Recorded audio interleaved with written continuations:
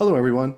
I'm Eric D'Souza, and you are joining us again for another podcast where we are interviewing the CWC members who have been nominated for an Awards of Excellence by Crime Writers of Canada. Joining me today is Steve Urszenyi, whose debut novel, Perfect Shot, is nominated for Best Crime Fiction Novel, sponsored by Melanie Campbell. Hi, Steve. How are you today? I'm great. How are you, Eric? I'm very good, thank you. I found a nice short bio. You deserve to have a very long bio because it's fascinating, but I found a short one, so we're going to keep it to 3 sentences. Steve served for many years as a paramedic and police tactical medic. He is an expert in chemical, biological, radiological, nuclear, and explosives, the CBRNE incident response. When not writing, Steve loves international travel and touring on his Harley-Davidson motorcycle with his wife, Lynne. I always like to ask this of newer writers, and now that I just read your past bio and your previous career, I have to ask, how did your day job affect your writing? Uh, I had a long and interesting career as a paramedic and a tactical medic, and in general in sort of tactical operations, special operations. Um, so out the Alex Martell series and Perfect Shot is built in the world of my character is an FBI agent on loan or seconded to Interpol. And her background is she was a combat medic in the Army, combat medic turned sniper, actually, in the Army. And much of what she does revolves around tactical operations, military operations, policing operations. So those insights, and I try to throw in some medical stuff occasionally, but it's obviously a law enforcement, military espionage type thriller more than a medical Michael Crichton type thriller. So I keep the medical side and the science side down, but it does inform Alex's past, and I like to bring up um, certainly the tactical side, the operations side of the adventures she gets into, but it also informs in another way in that, anybody who works in public safety or the medical world or law enforcement for any length of time, you develop certain attitudes. You can't help have your world colored by your experiences. Sometimes you develop a little bit of a dark sense of humor. And of course, occasionally you end up battling demons inside as well. So I try to infuse my characters, Alex and her partner, Caleb, with some of those sort of dark thoughts and I guess darker areas of existence and just on their reflections of the world around them. Uh, Sniper wasn't on your bio, so how were you able to research that? And I read the beginning of your book. You've definitely done your research. Yeah, sniper, it's not on my bio for sure, but in terms of shooting, I've been a shooter since I was young. I used to go to a gun range from the age of 12. I got my first rifle when I was 12. But long range precision shooting was never in my skill set, nor was it in my day-to-day work environment. On the tactical team, though, that I was on with the Ontario Provincial Police, there were snipers on the team, designated snipers on the team, or Sierras, we called them. And that's what their job was. Their job was to, just like you'd see on television, hide in the background or be in the background somewhere in case they were required. So in engaging with those gentlemen, I would get to know a little bit more about the sniper game.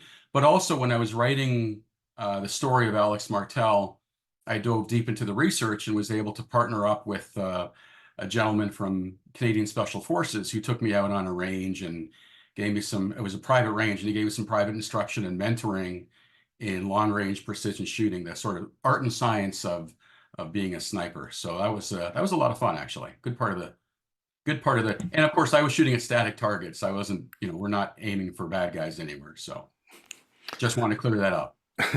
Well, speaking of fun, you also mentioned in your bio that you enjoy international traveling. In my own life, my wife, who loves to travel, is always asking me to set one of my novels in Hawaii, just as an excuse so that we can go on vacation and call it research. Right. What about you? Is research an excuse for you to travel, or did traveling sort of inspire you to write about those locations?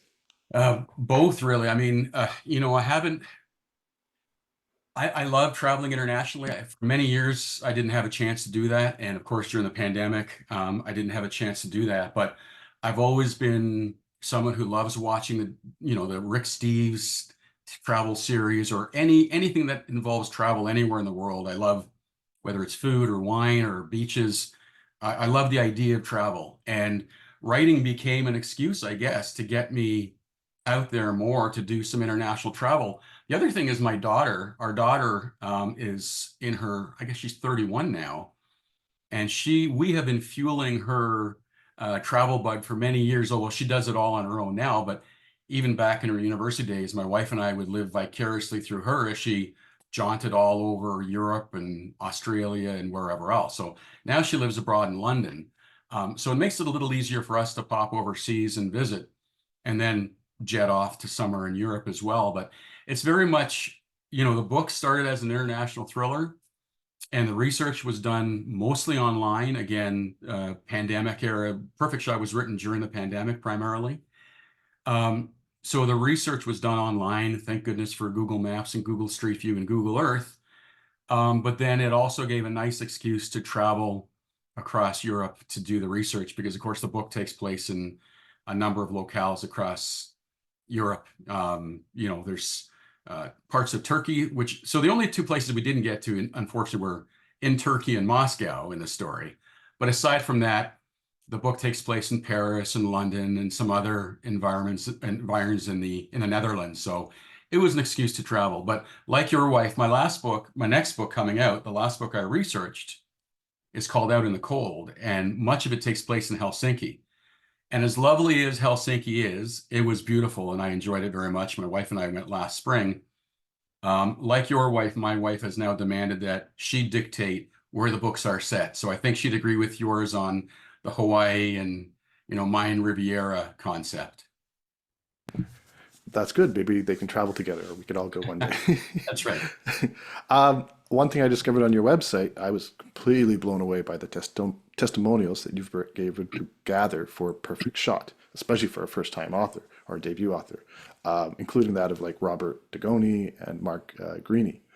I wanted to read a few of those from friends of the show and fellow Canadian authors. So Hannah Mary McKinnon said, packed with relentless action, nail-biting tension, and unforgettable characters, Perfect Shot delivers on so many levels. Also, Linwood Barkley said, opening this book is like trying to jump on a fast-moving train. Urszenyi is a real deal. I did notice that both those authors, brilliant authors, live in your neck of the woods. So I was curious, do you know them? Are you friends? Yes, I think I can count both of them as friends. I met them, though, oddly enough, even though we live within probably 10, 20 kilometers of each other. I met them both I met Linwood in New York at Thriller Fest.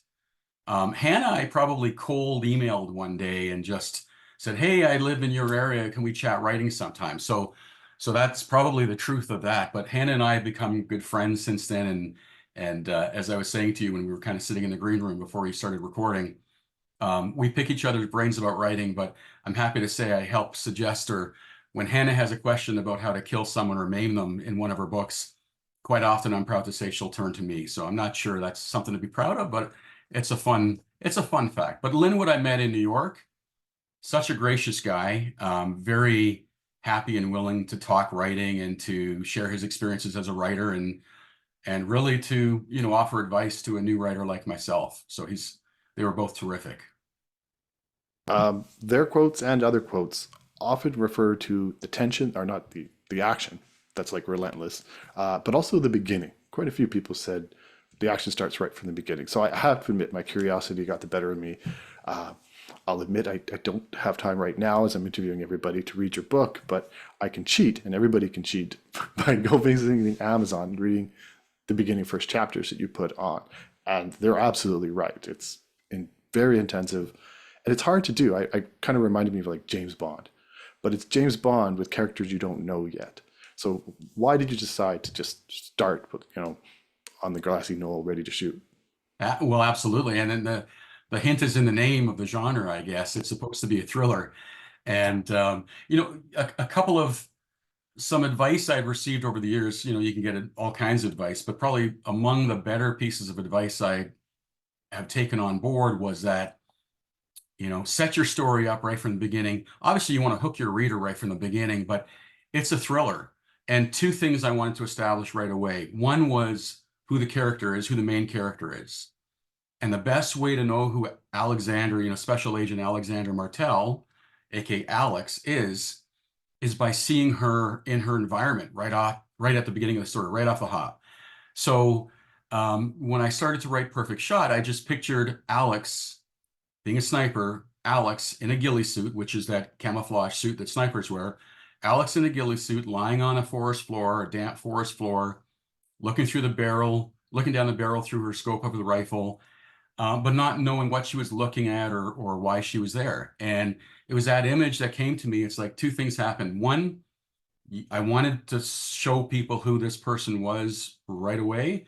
But secondly, I really wanted to grab them and hook them into the story. And the best way to get hooked into a story is with action. I'd say nonstop action, but of course, to me, action and the beginning of the book is certainly filled with nonstop action, but you've got to give your readers a break too. So there's a lot of nonstop action at the beginning, but I like writing in sort of peaks and troughs where, your heart races for 20 pages, 10 pages, whatever it is, but then I give you a break with some slow down moments. But certainly for the beginning of that story and for the next one, I wanted to grab the reader's attention right away.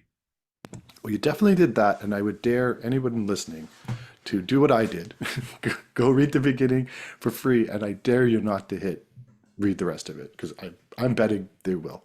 So well done for your first try, and I look forward. I know you already got book number 2 in the hopper. I look forward to seeing what you do next. Thank you very much, Eric. And very good luck, Steve. Thank you very much.